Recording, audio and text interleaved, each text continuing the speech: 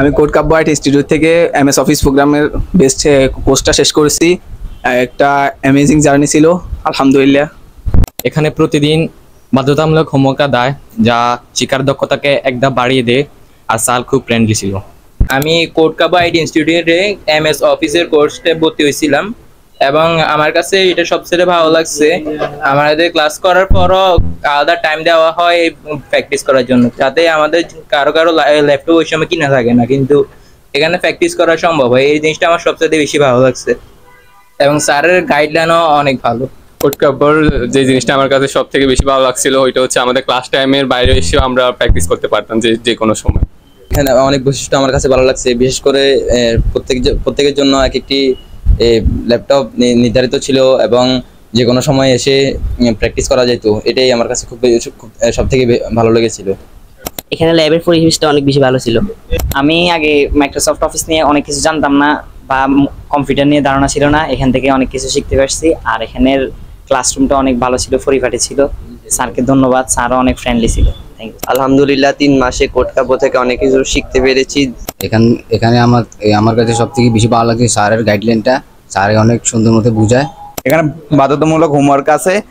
এখানে সবচেয়ে বেশি ভালো লাগছে স্যারে প্রতিটা ক্লাসে পর ফেসবুক গ্রুপে ভিডিও দিত, এটা সবচেয়ে ভালো লাগছে। এখানে সবচেয়ে বেশি ভালো লাগছে এই ক্লাসের পরিবেশ এবং স্যারের বোঝানো।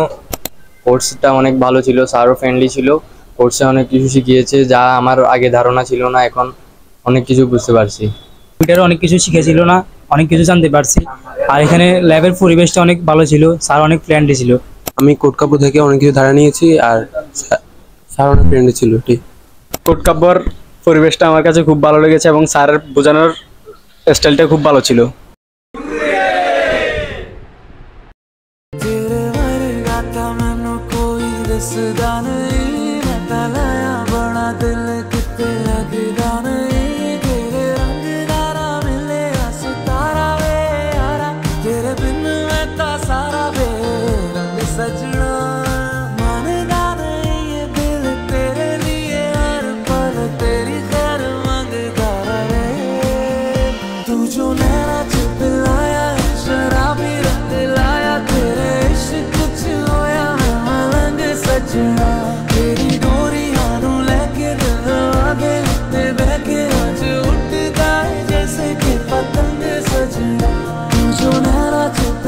तेरे वर्गा ता मैनू कोई दसदा